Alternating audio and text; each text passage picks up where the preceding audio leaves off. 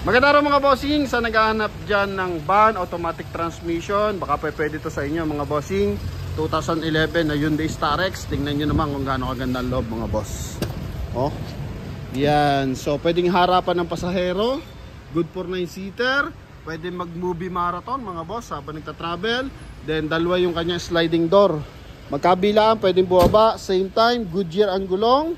And eto mga bossing, naka all disc brake pa. Okay, so talaga naman. So sa mga interesado, eto na yung kanyang detalye. Silipin din natin yung kanyang mga minor issue mga boss, no? So dito muna tayo sa front area. Coding net is Monday 2011 na Hyundai Grand Starex BGT na 2.5 liters diesel engine mga boss. So presentable yung front area.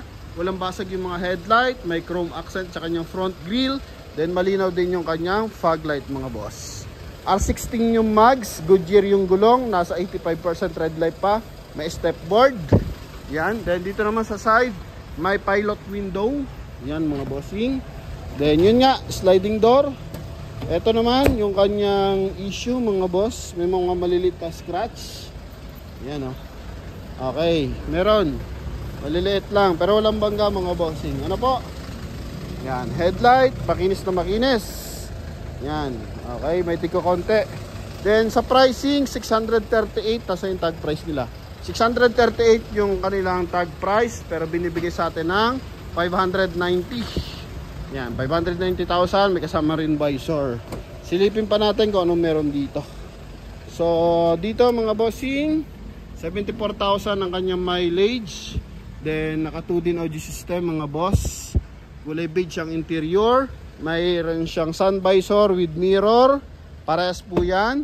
Driver side, tsaka front passenger side. Yan, kompleto Ricardo. Dito naman ay glasses.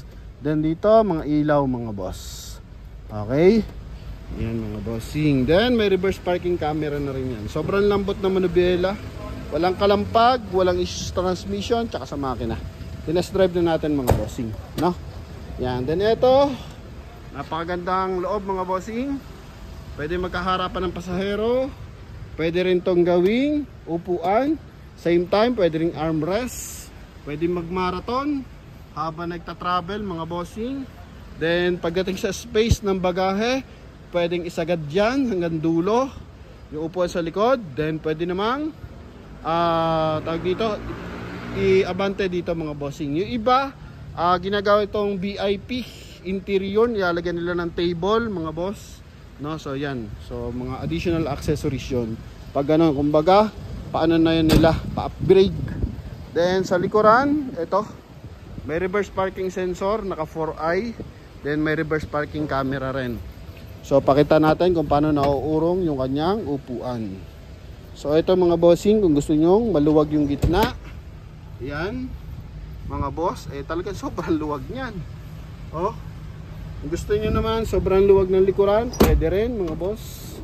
Oh, bagahe naman ang hanap nyo dito, pwede rin mga bossing. Okay, so the best to Hyundai Starex. Okay, yan. So aircon ventilation, walang problema, talagang malamig mga bossing, maluwag. Ito yung likuran nya mga boss. Hanapan lang natin ang issue. So dito medyo luma na yung kanyang tail light, pero all workings naman yan mga boss. Double check din natin mamaya. Walang basag yung mga ilaw, may mga maliliit na scratches lang talaga.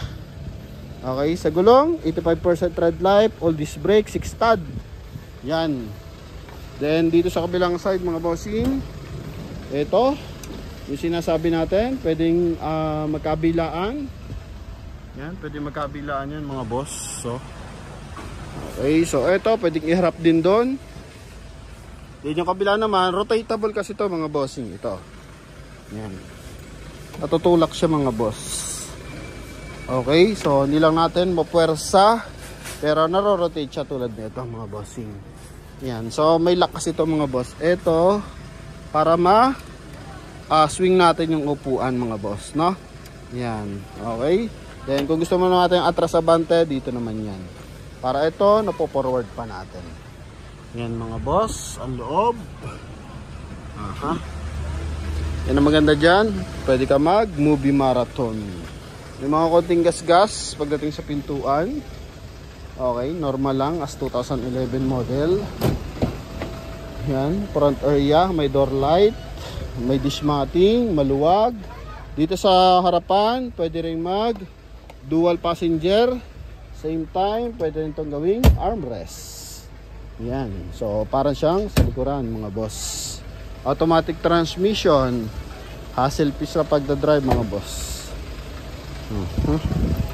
Yan yung kanyang issue mga bossing. Check din natin yung ating engine bay. Nasa ganon, mas klarado tayo mga bossing na. Yan. So simple lang ang dating ng ating Hyundai Starex. Pero 2011, tingnan mo naman, magara pa rin talaga. Okay. So eto,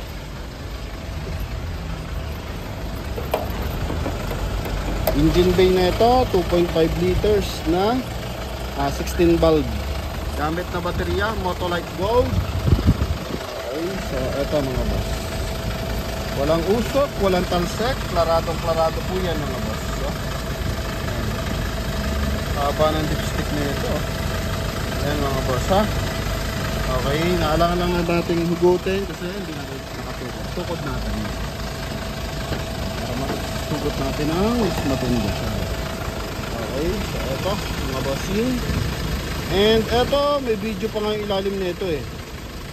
No, kasi pinaservisan ko sa Shell.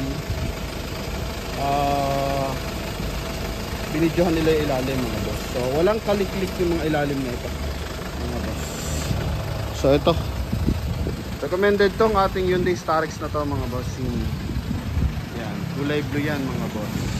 So sa mga naghanap dyan ng pampamilya, yan mga bossing, uling sulyap para sa ating Hyundai Starex. Okay, check lang natin yung windows.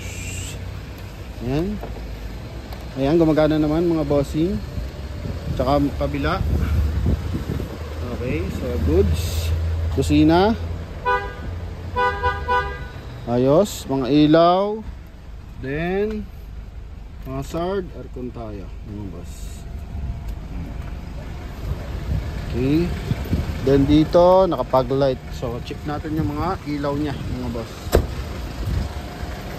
Ito, LED na yung gamit sa headlight. Dilaw yung fog light. So tama lang yan para sa mga foggy area mga boss. Yun lang, bulb lang ang papalitan doon sa kabila. Sinabi na natin yan kanina sa aking dealership mga boss. Na? Yan. Sa likuran, ito mga boss.